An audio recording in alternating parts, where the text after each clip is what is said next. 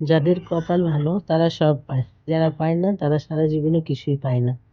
এই কথাগুলো যারা বলে তারা আসলে দোয়ার শক্তি সম্পর্কে ধারণাই রাখে না।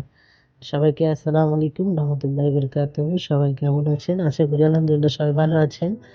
তো আমিও ভালো আছি। আপনাদের মাঝে আজকে একটি নতুন ব্লগ নিয়ে হাজির হলাম। এই তো দেখতে পাচ্ছেন রান্নার প্রস্তুতি চলছে। তো দোয়া কি জিনিস, কত অসম্ভব জিনিস দোয়া দিয়ে সম্ভব হয়, কত কঠিন জিনিসও দোয়া দিয়ে সহজ হয়, কত অভাব দোয়া দিয়ে প্রাচুর্যে পরিণত হয়, কত নিঃসন্তান করি দোয়া দিয়ে কিন্তু সন্তানের দিয়ে আল্লাহ তাআলা কোল ভরে দেন। তো দোয়ার মাধ্যমে আল্লাহর কাছাকাছি যাওয়া যায়। তা আপনাদের কাছে একটি আরবের এক ব্যক্তির কথা বলবো, যে এক লোক ছিলেন, আরবে ওনার একটি দোকান ছিল। তো দোকানটি আগুনে পুড়ে ছাই হয়ে গেল।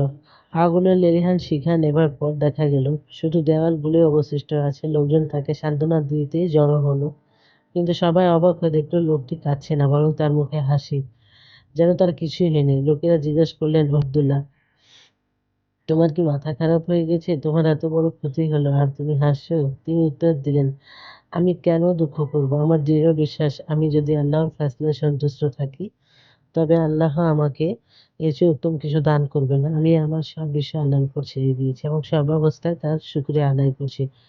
মাত্র 2 সপ্তাহ পর লোকেরা অবাক হয়ে দেখলো সেই জায়গায় একটি বিশাল একটি দোকান দাঁড়িয়ে আছে, যা হরেক রকম মালামালে পরিপূর্ণ। কৌতূহলী হয়ে তারা ভিতরে উঁকি মেরে দেখলো যে সে আব্দুল্লাহ দোকানের ভিতরে নামাজ পড়ছে। লোকেরা জিজ্ঞাসা করলেন, এটা কিভাবে সম্ভব? মাত্র 2 সপ্তাহ আগে আপনি সবকিছু হারিয়েছিলেন, এত টাকা আপনি কোথায় পেলেন? আবু আবদুল্লাহ মুচকি হেসে বললেন, আমি কি তোমাদের বলিনি যে আমার বিশ্বাস ছিল আল্লাহ আমাকে দান করবেন? আল্লাহর কসম, তিনি তার দানে আমাকে অবাক করে দিয়েছেন। আবদুল্লাহ বলতে শুরু করলেন, দোকান পড়ার পর শুক্রবার সকালে আমার কাছে বাচ্চাদের খাবারের টাকাও ছিল না। আমার স্ত্রী তার বোনের কাছ থেকে কিছু টাকা ধার করে আনলো। আমি সেই টাকা দিয়ে বাজারে মাছ কিনতে গেলাম। বাজারে দেখলাম এক জেলে একটি ছোট মাছ হাতে নিয়ে কাকুতি মিনতি করছে। সে মাছটি 200 দিনারে বিক্রি করতে চাইছিল, কিন্তু মাছটির যা আকার তাতে কেউ 50 দিনারও দিতে চাচ্ছিল না। তো আমি কাছে গিয়ে জিজ্ঞাসা করলাম, ভাই তুমি এত বেশি দাম কেন চাইছো? জেনে বলল, আমার মেয়ে খুব অসুস্থ ভাই, সারাদিন চেষ্টা করে আমি এই মাছটি পেয়েছি। শুধু 200 দিনার খুব দরকার, যাতে আমি তার পুরোপুরি চিকিৎসার খরচ আর ওষুধ কিনতে পারি। তার অবস্থা দেখে আমার খুব মায়া হলো। আমি ভাবলাম আল্লাহর রাস্তায় এটি সাদকা করে দিই। আমি 200 দিনার দিয়ে মাছটি কিনে ফেললাম। বাড়ি ফিরে স্ত্রীকে রান্না করতে বললাম এবং আমি জুমার নামাজ পড়তে চলে গেলাম। নামাজ থেকে ফিরে দেখি আমার স্ত্রী অবাক হয়ে বলছে, দেখো তো মাছের পেটের ভিতরে এগুলো কি পাওয়া গেছে? আমি দেখলাম 9টি সুন্দর চকচকে পাথর। আমি বললাম, বাহ, পাথরগুলো খুব সুন্দর, আমরা এগুলো যত্ন করে রেখে দেবো। 2 দিন পর আমার মেয়ে জামাই বেড়াতে এলো।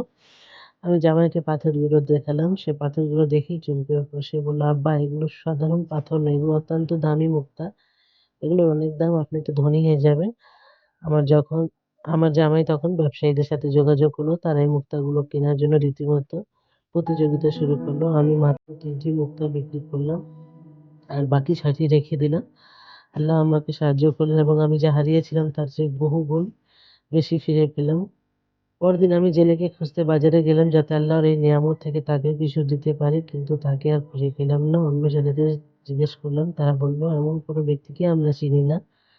তখন আমি বুঝতে পারলাম সে আল্লাহর কোনো সাধারণ সে আল্লাহর সাধারণ জেলে ছিল না। আল্লাহর পক্ষ থেকে পরীক্ষা বা সাহায্য ছিল, যা মানুষ রূপে এসেছিল।